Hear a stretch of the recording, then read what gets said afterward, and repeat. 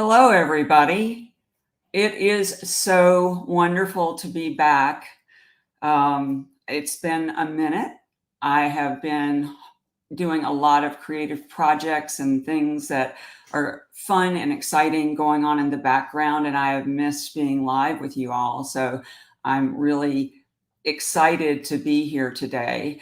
I don't know where you are in your world, whether it's morning or afternoon or nighttime, but I'm glad you're here. And if you are new, welcome, welcome. It's very nice to meet you.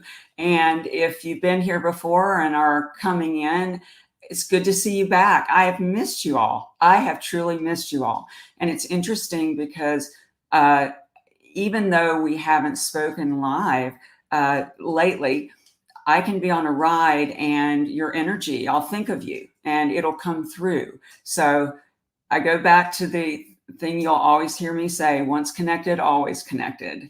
Hi, Mary, it's good to see you. And Marge, thank you. It's good to be back. And good morning, Carol. Hi, Jeff. It's good to see you. I hope Trigger's doing well. He had an episode earlier. Claire, I've been so eager for your return. Such a blessing to be back in this group, steered by your fabulousness. That's so nice. Thank you. Hi, Marianne.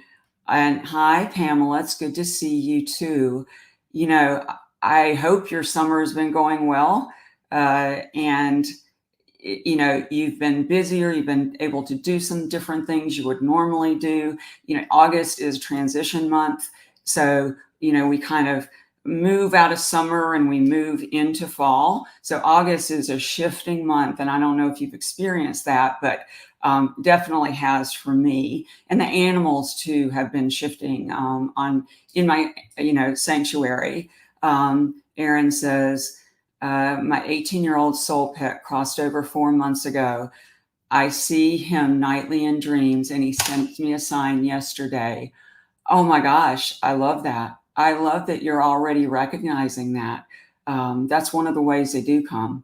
Carlene, it's good to see you. And Paola, it's good to see you. And Susie and Deanna, we're all here and listening. Welcome back and good to see everyone. It's like the gang, it's a reunion. And so we've talked about so many things with all our different conversations. And I know you all talk to your pets. And I know that you do your very best to understand what they're trying to tell you. And so you're amazing animal communicators already. So today we're going to talk about what blocks us from communication with our pets, whether here or in spirit. And I'll share different types of blocks, the downside to those blocks, and I'll give you some reflection questions, and I'll give you some tips to kind of blockbuster through and exercises to clear the path. So we've got a whole lot today to talk about. So many of us long to have just a conversation with our pet. And that relationship is one of the most important we'll ever have in our lives because they get to see all of us, the good and the bad. And even when we're not our best selves, they continue to love us anyway. In fact, they seem to know exactly what we're thinking without us even telling them. So rarely do we open our hearts more than we do with animals. With people, we tend to be defended. Our hearts are defended, on guard, a little cautious. We keep parts of ourselves hidden, but not with the animals. And the animals don't cloak their feelings. So, with you all, you already are communicating. And I think it helps to recognize the many ways in which you interface and interact. How do you converse with them? Often we have our own code. I know Janet has a special talent for talking with and connecting with squirrels. And Gracie, her soul dog, sent all these squirrels to her. And so, whether the code's a look, a gesture, some kind of nonverbal cue that we don't realize, we're all animal whisperers. But what if your pet's passed? How do we communicate with them in spirit? What gets in our way? Before we do that, I'd like to just go over the basics for good communication as you're continuing to come in. Carol says, my 19-year-old soul kitty teddy bear passed in May, and he comes to me in various ways. One night he licked my foot, but would like to be more clear. I like that. I like that you are acknowledging where you see him, and you want to continue even deeper. And Marlena, is that right, Marilena? I lost my 14-and-a-half-year-old lab on the 1st of August. Oh, I am so sorry.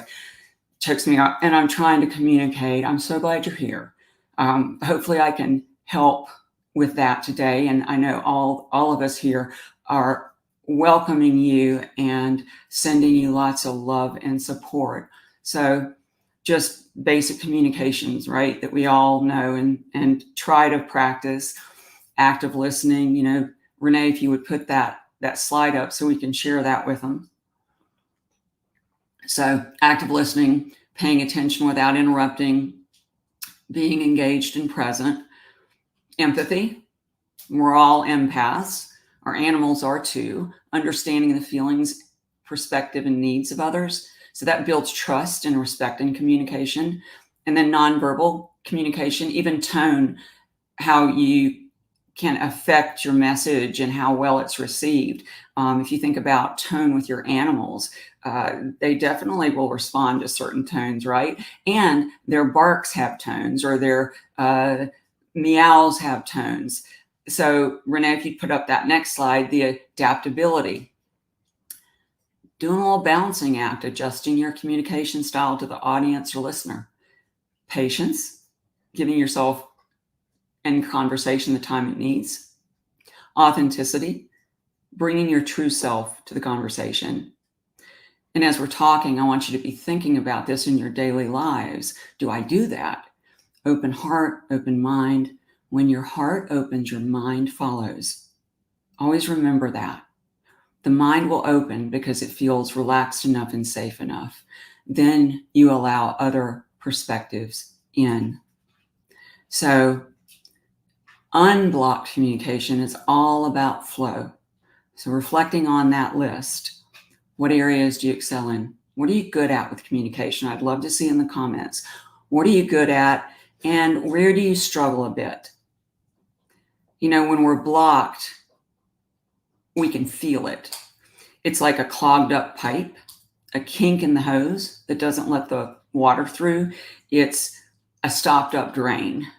Blocks feel like boulders, and we all know what happens with drains when they're stopped up, backflow, and it's not pretty. So, is being blocked a mindset, a perspective? Is it real? Where does the blocked feeling live? Where do you all feel blocked feelings? Or you might call them stuck feelings, or you can't, like if you're not communicating well, you feel some kind of like a boulder that's keeping you from it. And where does this manifest in your life? Not just with animals, but with others. Have you felt yourself blocked in any communication with people lately? We're in Mercury retrograde, so a lot of like miscommunications go on. And I was thinking today, I did not, wasn't planning on talking about this, but it's like, oh, I can tell you the number one block to communication is anxiety. When we get anxious, it's like, the cavalry to the rescue. We get all our attention focuses in on whatever it is that has completely captured that attention. And so it blocks us. It's like a myopic kind of vision where you can't see on either side of yourself. So our emotions and our beliefs about life and ourselves play a huge role in communicating with our animals. Notice blocks with people lately. Do you notice less blocks with animals? I think when we're talking animal communication, that may be a different kind of experience, especially if we get frustrated or we think we're not getting it right. We get anxious. I thought that was funny today. Spirit because the technology for me wasn't exactly working. And I noticed this anxiety of, oh my gosh, this has to work.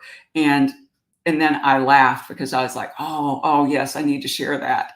Susie said, yes, management where I live, fear of not getting help to feel safe where I live. That's a big one. The fear and anxiety.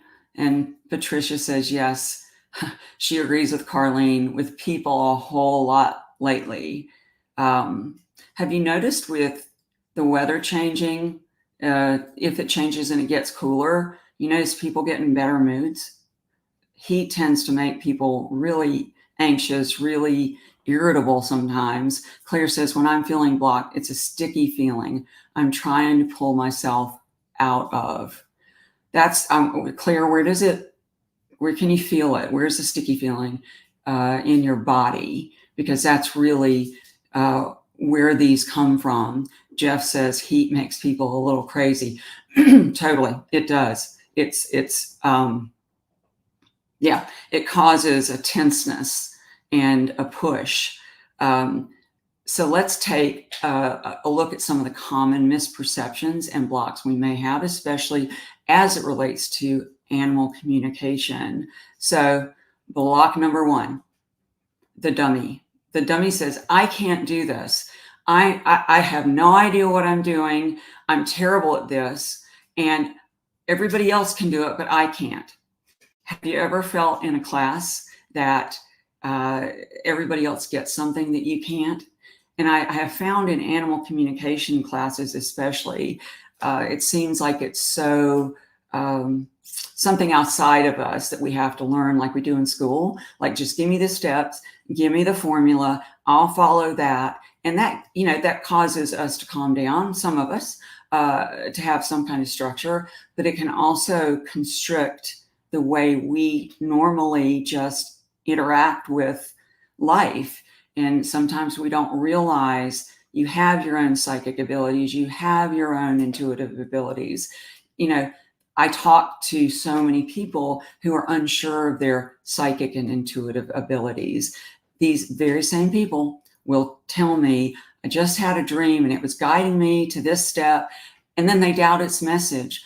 Why is that? Why is this that we doubt and we don't believe that? What is that within us?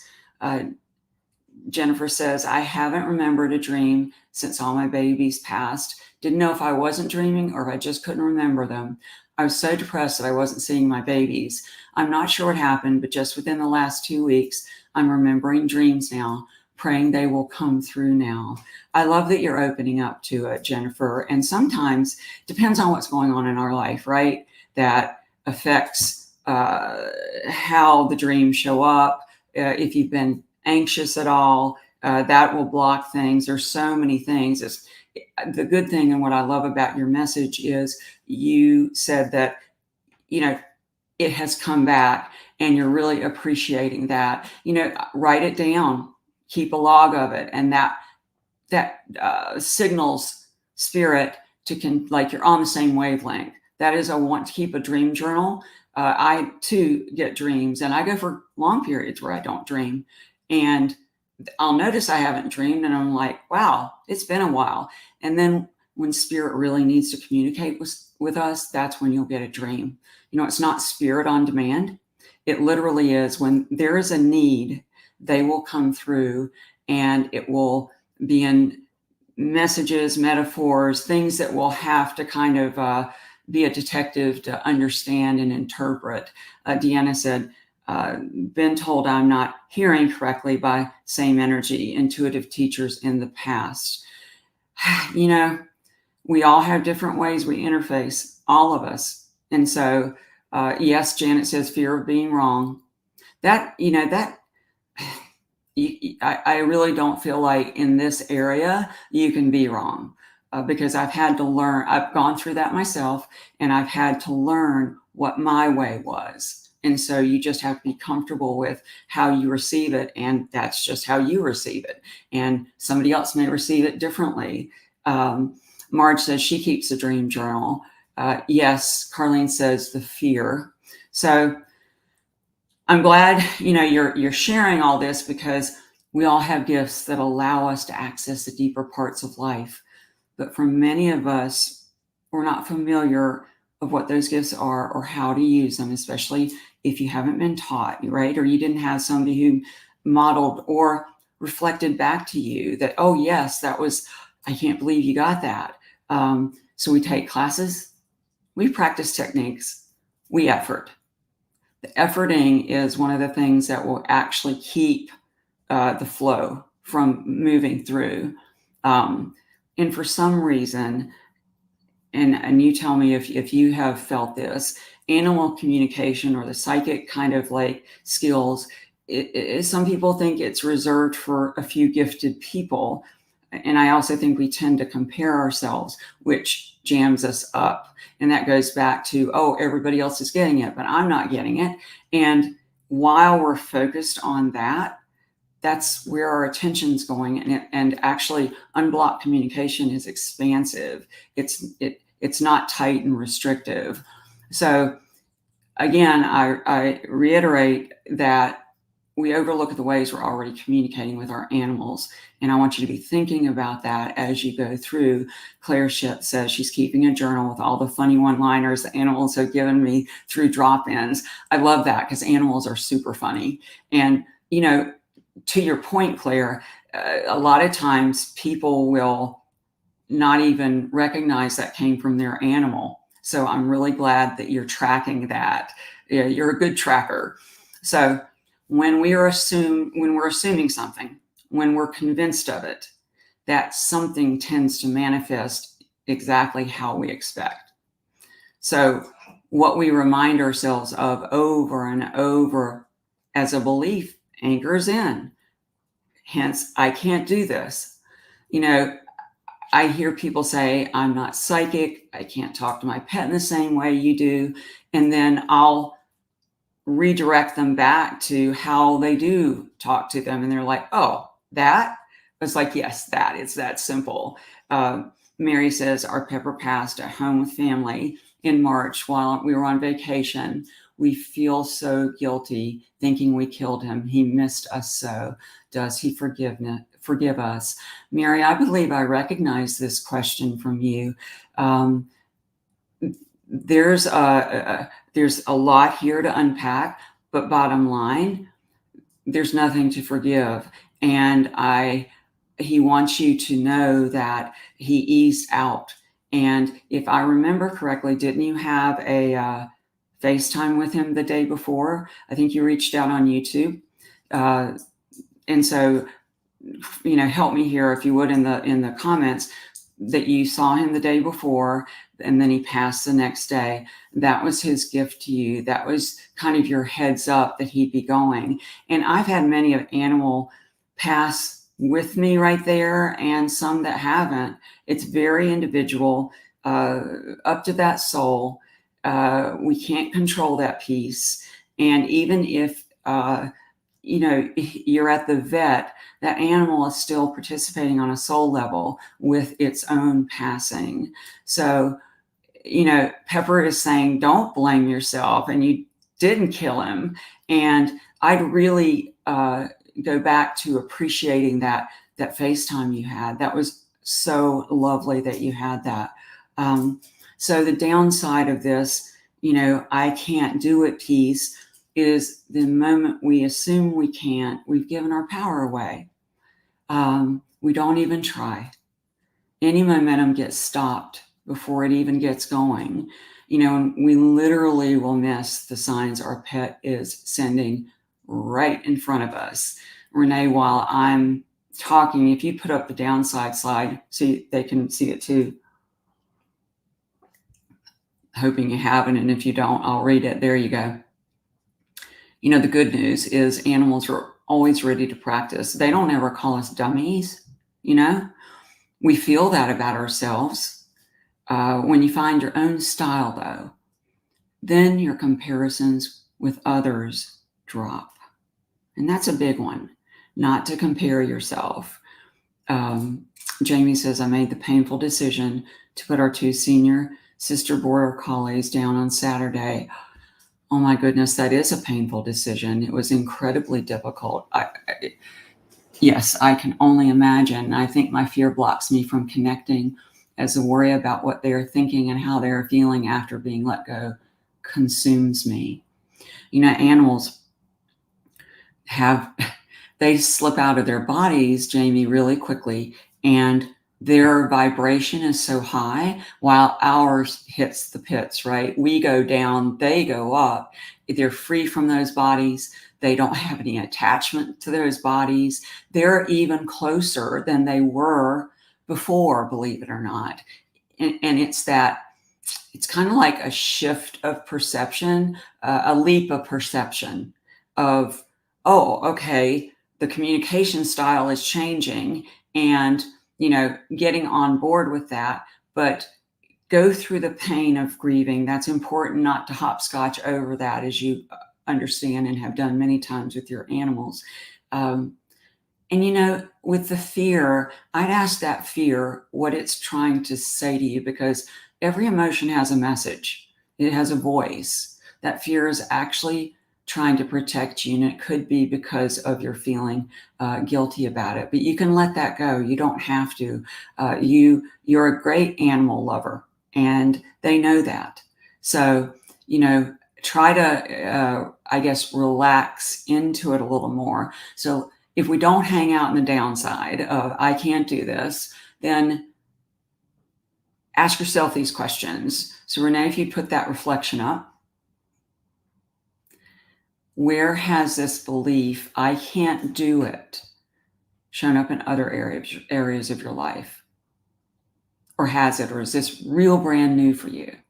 You never had that thought before, I can't do it. And have you ever approached something and thought it would be difficult? Like out of the gate. I know I have assumed it would be difficult. And then, you get into the situation and you put a lot of energy towards struggling your way through it.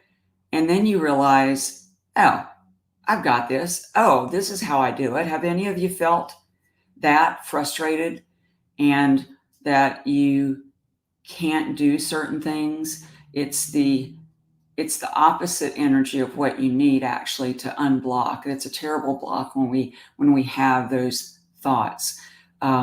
So let me give you a blockbuster to get through the I can't do it piece. Renee, if you would put that slide up. When you catch yourself in number one, ask these questions. Is it true? Is it true I can't do this? How do I know? Then become a detective. That is, investigate if it's really the truth. Be willing to look into it, not to challenge it, but to kind of like, wait a minute here. This is a pretty repetitive thing I keep telling myself. The only way to truly discover something is actually to test the assumption and see for yourself. So another way in, Renee, if you put that up, practice with your pet by starting with simple things like just feeling into what they need in the moment. Don't try to have a whole, literary discourse. Just sit quietly with your pet. And what it does, it relaxes us. And it's like, phew, I can do this. And it creates a space and the frequency, because unblocked communication, that's actually what it needs. Space and frequency that's high enough for the communication to start flowing. Go where your pet lives, in your heart. Your pet will whisper in your heart if you'll just listen. And that is not to tell you to effort. It's not an efforting. It's a sinking into your heart and relaxing there. It's your safe place. That's your home. Mary says, yes, we did have FaceTime with our Pepper, then passed that night. So after that, I'm so sorry. But it was such a gift. You don't have to worry that you did anything to cause anything you didn't. That was in his soul path and yours as well. So thank you for sharing that. Claire says, the introspection feels like it can be painful while beautiful too. Painful in a way of looking at things you hadn't really looked at before. And is it like poignant beauty. So let me know if you can explain that a little bit more. So what's block number 2, you think? Renee, if you'd put that up. Have you ever been the doubter, the know-it-all? You're like, okay, Tami, what do you mean? You're calling me names. You're calling us all names. All right, the doubter, someone who is naturally skeptical, especially in areas. Renee, if you just wait and bring me up on the screen. The doubter is someone who's naturally skeptical who, especially in areas that are unfamiliar, they approach cautiously, kind of like their eyes are squinted, and they tend to be suspicious of new things. It's like they circle the wagon looking for signs or proof. Kat says she can relate.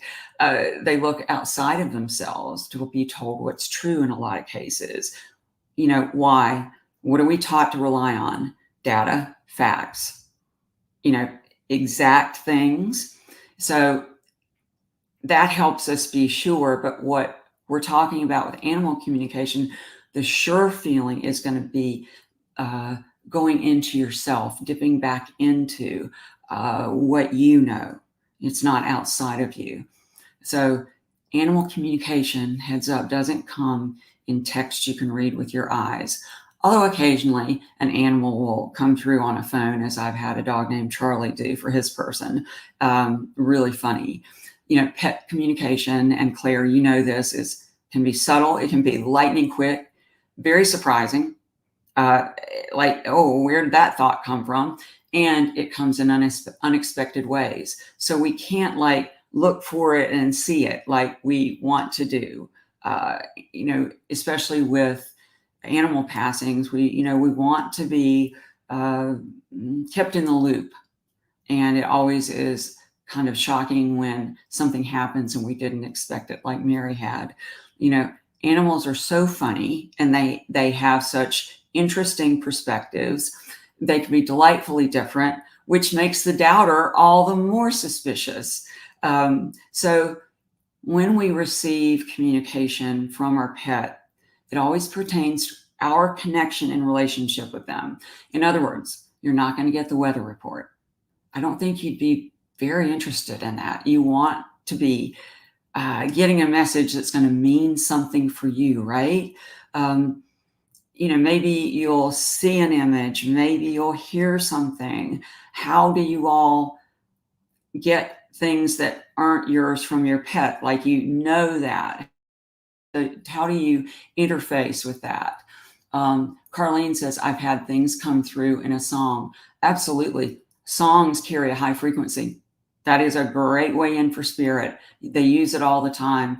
Movies too. You could see, or in book, a line in the book where we're not so focused on looking for it, but it can come like whoop, right in front of us.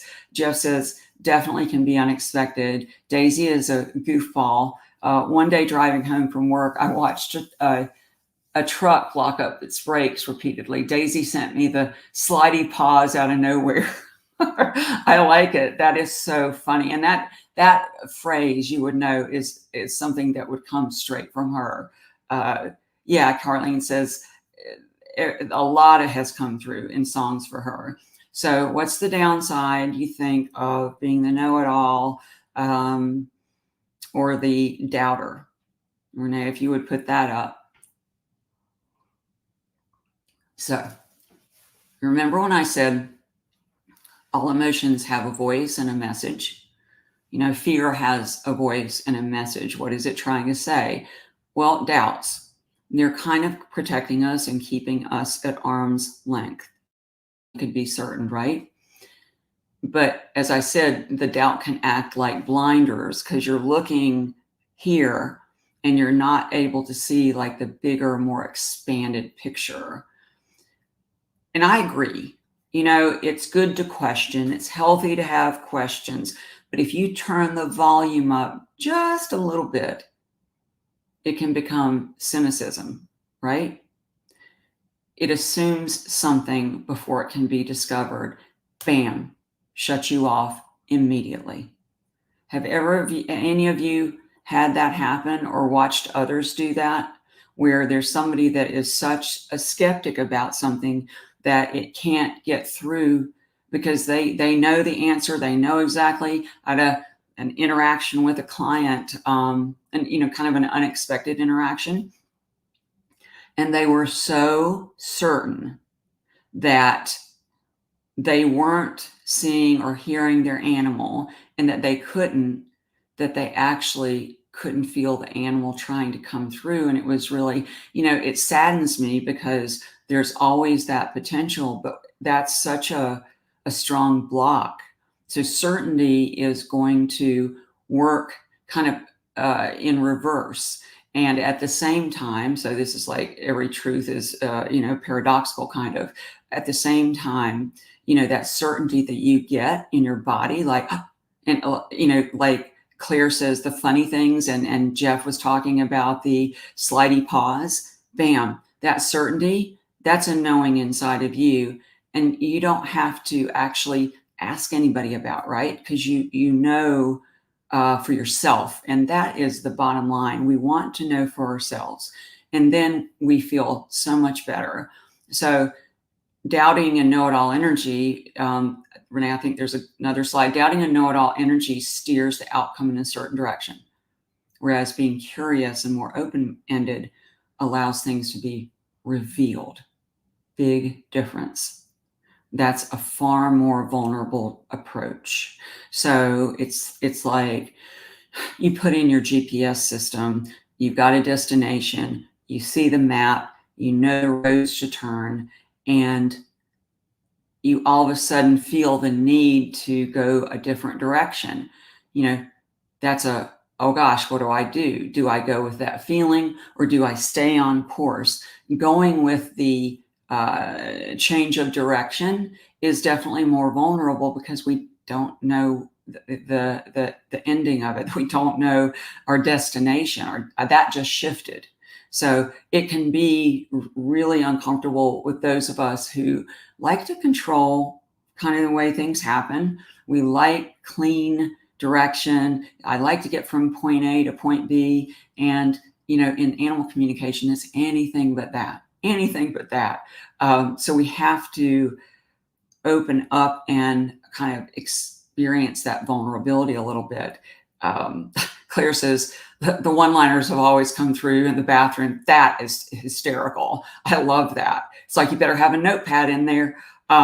So let's ask some questions to help kind of loosen you up from this place of needing to know, think just not sure about. I had a dream, but I don't know about that. I kind of doubt that. And I was like, oh my gosh, I tell people all the time, that's the message. I had a client recently saying she never gets anything, super upset about it. And then, as she's talking to me later on, forgets about that piece and puts in, says to me, I was riding the other day. Oh, and by the way, every time I get in my car, I feel my dog. And so I was like, whoa, let's like hold up here. You are getting signs. That is the connection. That's the communication. So let's look at some reflection questions to get you thinking about it. Renee, if you put that up. All right. Do you tend to be curious or cautious? Open-minded or closed-minded? Or does it depend on the situation or the topic? As a kid, were you hesitant to try something new, or did you jump right in? That's something to really think about. When you were on the playground and it was new, what was what's your tendency? What's your approach road method? How do you do that? Where has doubt served you? Where has it helped you? It's actually trying to protect you.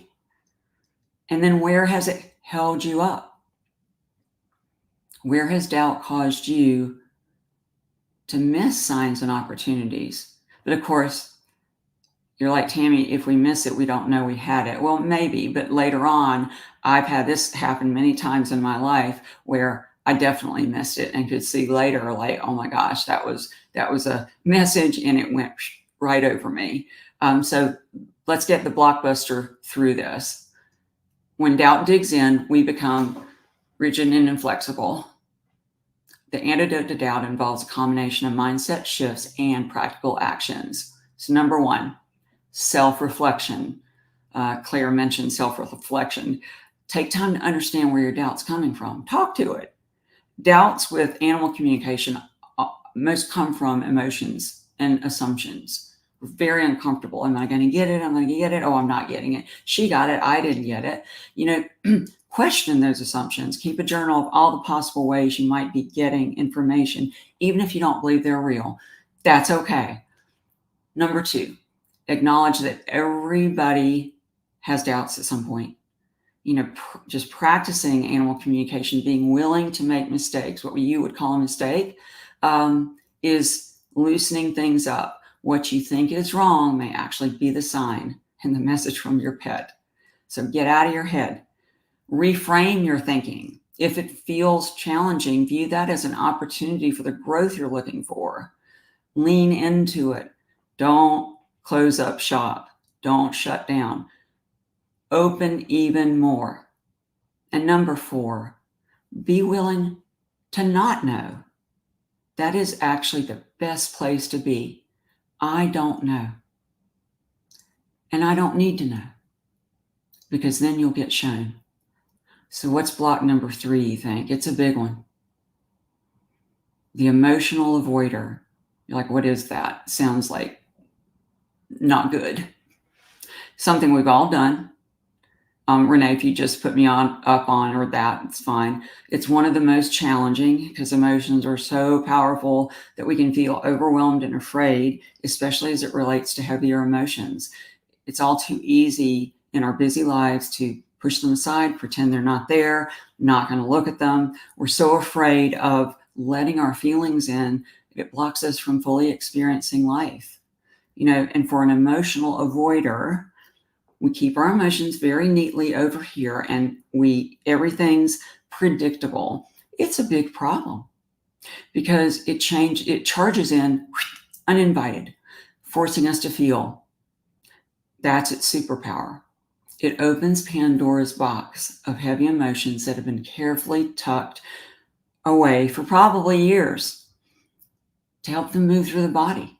Our emotions are in motion, energy in motion. They are trying to move. So grief in particular, it slows us down and it offers us this opportunity to experience, like you talk about, it cleanses, the emotional cleanse. None of us usually are going to go, oh, yay, running right to that one. So it can catch us off guard, be very frightening because we're used to controlling the emotions to where they're manageable. Jeff says, yep, emotional avoidance, that's me. But if we don't acknowledge them, you remember that backflow I talked about? They wreak havoc. And grief, which is a cluster of emotions, imagine it like a constellation of unprocessed hurts, wounds, beliefs. It weighs us down like a blanket, with sadness, guilt, anger, fear, despair, loss of purpose. Grieving actually requires that we relive the experience over, and over again. So I've always equated like the really big, challenging, transitional kind of things we go through. The body can view it as a death. And so we can get super afraid, but it's a soul quake. Quakes of any kind do what? They shake things up. That's their job, because things then can reorganize. And if we don't fully process the emotions in that soul quake, they get frozen and stuck in our bodies, and they take up valuable real estate in your heart, which is expansive. So the stories we tell about what happened directly affect and indicate what emotions are actually present. So pay attention to how you talk about what happened to, for instance, a death of somebody, or this is what happened. Your emotions are embedded within that story, and our emotions actually reveal our heart shapes that change constantly. The animals have shown me in my own life that it's not that grief blocks the way. It's what we do with grief that blocks our ability to communicate. Why? Because our focus, just like with anxiety, it consumes us. And so, we can start identifying ourselves as, okay, I see this is the way I'm going to be forever. I'm going to be a grieving person forever. I can remember feeling that after several losses in my life, and I could feel the heavy emotions. And even, early on when I was very young, I wasn't sure what to do with them. So I adjusted around them. It was the only way I knew how to cope. I thought that was processing. So if you had asked me, years after those losses, hey, Tami, how'd you get through that? And I would have been like, I don't know. I'm doing really well. I had a busy life. I was taking care of animals, businesses. I was actually pretty proud of myself. I felt like I had worked through everything. And then in 2004, my middle sister passed in a car accident, and this shocking avalanche of old emotions came to visit me. And I found myself grieving not one person, but three: my father, my mother, my sister. I was shocked about it. I had been unaware that those emotions were there, but there was no avoiding it.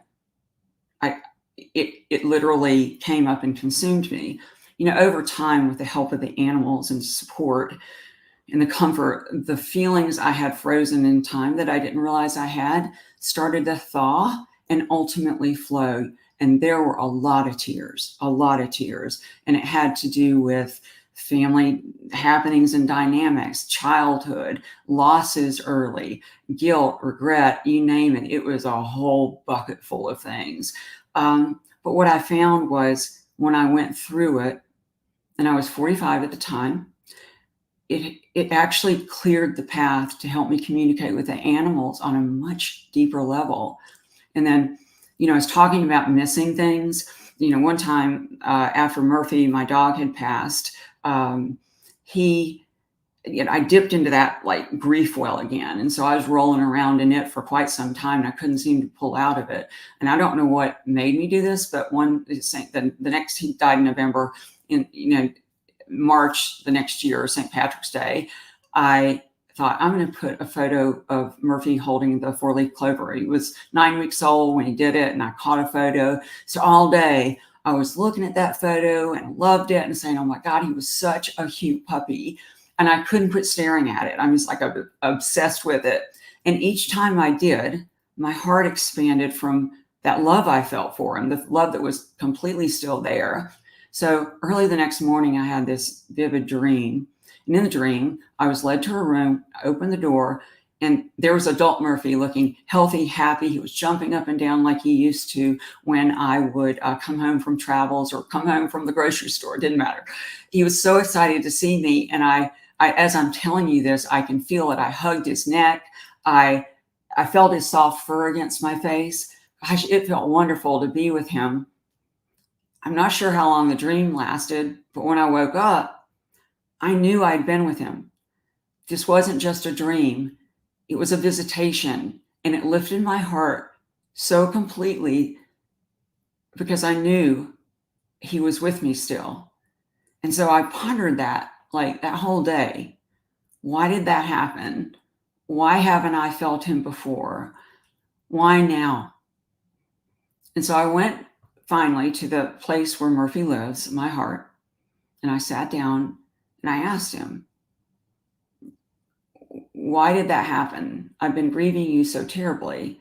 To which he said, you've been reliving it over and over, and you keep thinking you're losing me and I'm gone. And you remind yourself that I'm not here. And when you posted the photo, you forgot you were grieving. We have to work at grief. The weight lifted from my heart, he said, and he was right. And from that moment where I allowed joy in, it was an unconscious putting grief aside and letting joy in. I started healing, and the grieving lifted. So spirit lives in that high frequency. And we block it when, we lower in grief. Now we have to go through grief, and it is trying to help us unblock, unstick. Let's get those emotions up and out. They're trying to leave.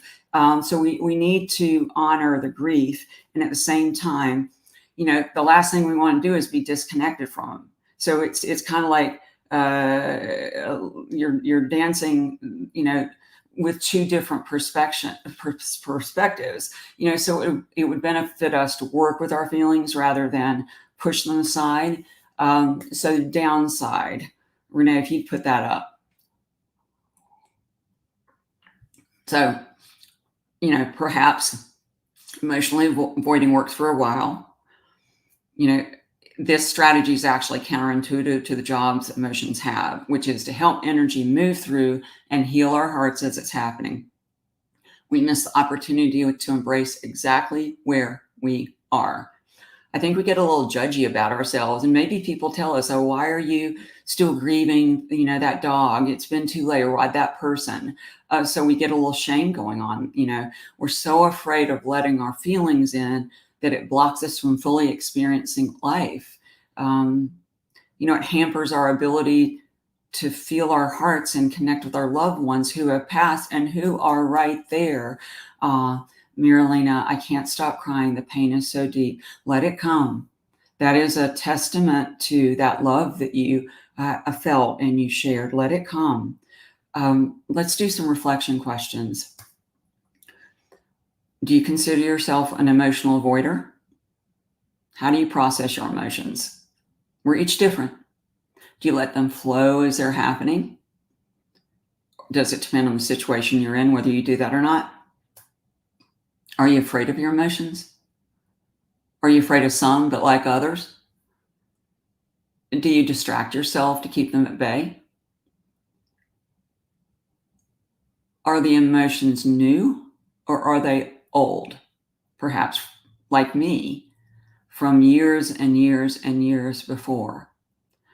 Believe you me, I didn't appreciate all the grieving that went on from my sister's passing. I was like, I thought I had done this already. So it was rather a shock to me. What is your relationship to your heart and your emotions?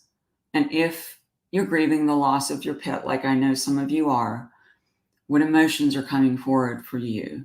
Marilena, when you say the pain is so deep, can you describe what that is and what the pain is actually saying? And obviously it's an emotional pain, but I don't know about you, but our hearts can hurt too, and it's a real thing. Jeff said, I'm training myself not to avoid my emotions. Seems like a lifelong thing, as I was raised to push them away and ignore them. Yes, I think a lot of us were in families. We don't talk about it. We don't look at it. And, we definitely move on with life. And, this was inadvertent on my part. But when my mother passed, I was very young and I was teaching, and she passed on a Sunday. And I really didn't know what to do with myself. She was in another city when this happened. And what did I do? I went to school the next day. I was an English teacher in high school. And I got through the day and I was walking. I was kind of numb, kind of in that surreal space, like everything has changed around me. So I'm walking out and the principal says, well, how's your mom? And I said, oh, she passed yesterday. And he stopped me, put his hand on my arm and said, what are you doing here? And I remember thinking, I didn't know what else to do. So, we all have different ways that we work with grief, and it's not necessarily intentional or malicious. We do the best we can. And, we do get blocked sometimes. Julie says, I still wonder if my yellow lab is mad at me for not staying with her when she passed.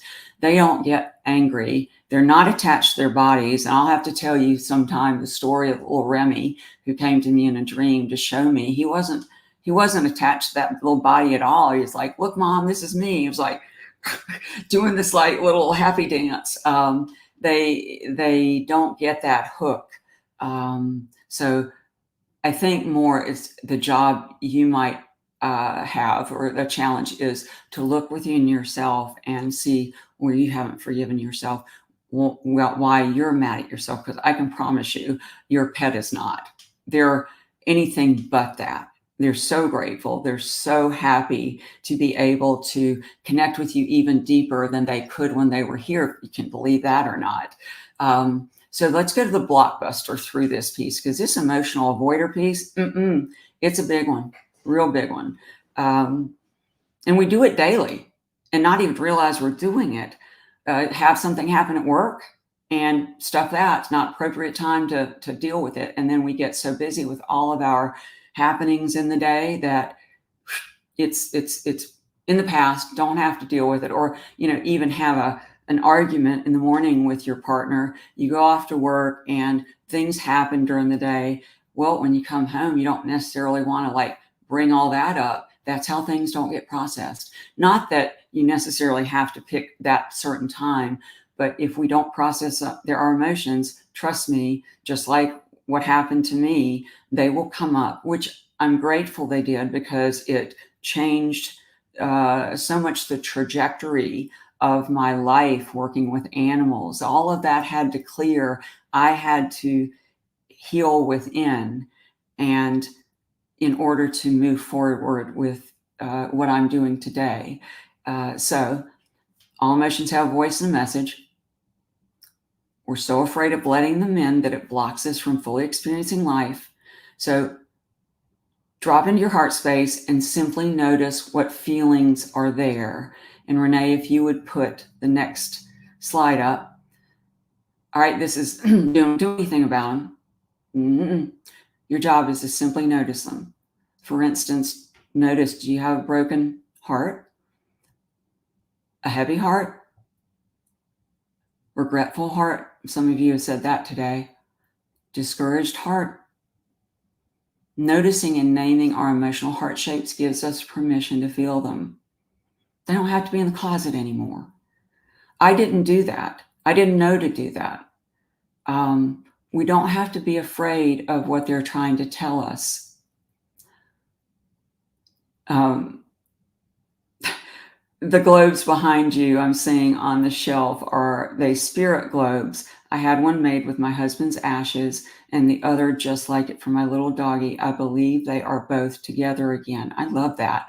It's interesting, the globe behind me, the light colored globe, I can actually turn a light on and there's a little heart shape in it, which is, yes, definitely spirit globes. I would have had that light on for you, but when I turned it on and looked, it was actually strobing. So I felt like that would probably be too distracting today on our time.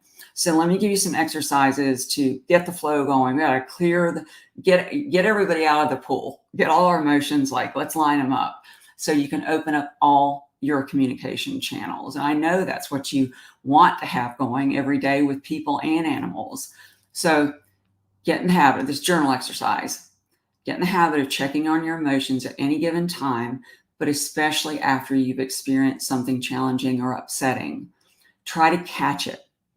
The very act of acknowledging them loosens things up.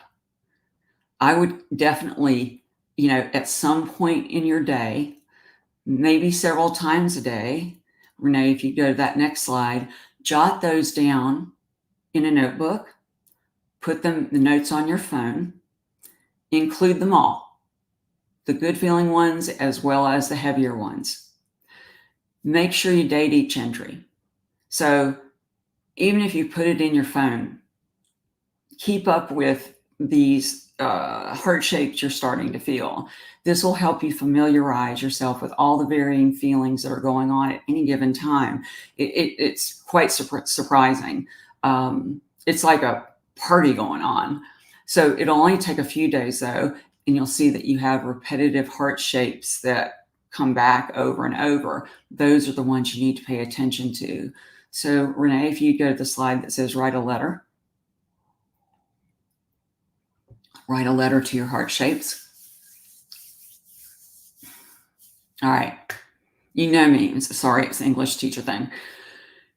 I love letters because letters connect your heart to your hand, and you can do it on the computer. I wouldn't get caught up in the how, but it activates your heart. So once you see the reoccurring heart shapes, ask each heart shape to tell you what its message is. For instance, you might have noted, well, I have a heavy heart shape, and that seems to be showing up like every day, all day. What is it asking you? It might be saying you need to take a rest, be quiet, listen to uplifting music. What is it telling you? What is it saying? Because I guarantee you it has a message. You'll be surprised to discover the emotions that are there. And they're actually here to help you, not torture you. And you don't need to avoid them. Renee, if you go to the next slide, you don't need to avoid them. Bring them into the room. They can all be here. I have people say, oh, I'm so sorry. I don't mean to be crying. I was like, no, that's your heart being activated. We want those tears. It's okay. Just bring some Kleenex. And when we no longer avoid them, but instead embrace them, they let go of us, just like it did when I went through so many losses at once, even though those other losses had been years before. So the last exercise I want to give you, write a letter to your pet. You probably heard me say this before, because animals live in the present moment, don't cloak their feelings. They can help us with ours. Pour your heart out in a letter to your beloved friend. It's like the best heart connecting exercise and animal communication exercise you can ever do. We know how to write a letter. We learned that in school. Our parents taught us probably to write thank you notes. Your mind has this, so it doesn't think it's weird. Renee, if you can go to that next slide, let them know exactly how you feel about them. And Mary, I think this would be helpful for you, especially now, because it will give you it's a direct line to Pepper, direct line in. It's your line, it's your connection, and you're going to feel that when you're writing it. So sharing how we feel, think about this, it's intimate and very personal. And it opens our hearts, and we have to feel pretty safe to do it, right? With each other. We always usually do with our pets. That's never usually in question. And thank your pet for helping you open your heart and mind for better communication. And the really cool thing about this is you might just be surprised when you hear your pet say something back. And you can take it even a step further. Let's say you write the letter to your pet, you're feeling more open, you're feeling more flow, you've done these other things, you've noticed where you're blocking in your day, you notice how your anxiety shuts you down, you've done the work. It's a continual piece. We all have to continue to do the work. I would suggest letting your pet write a letter back to you. Because once we connect in that way, we've opened up the flow, the channels, animal communication is not difficult. It never was in life, and it's not after they've passed. And you can do it right now with the ones that you have in your life. You can talk to them, but you can also write a letter to them too. Writing a letter actually, it dips down into our secret world that we don't show very often. So anytime you get a handwritten letter and you see it, you actually see a different element of the person than you thought. So let your animal, your pet, write one back to you. I hope this was helpful. I just handed you a whole bucket load of things with our time together. I hope it supports you on your path. I hope you go throughout your days noticing, I didn't realize I was blocked. Oh, I'm gonna work with that. I'm not gonna fight against it. So thank you so much for coming today. You opened up the channels for so many animals and so many hearts and so many people. And I'm just so grateful to be back. So stay tuned. There'll be more. Make sure you subscribe to my YouTube channel. I'm doing a lot of different things, a lot of different videos, and I'd love to see you in my private Facebook group at Tami Hendrix. So please come on in. We're all a community, and it is my honor to serve you. And I'll see you next time. Have a great week.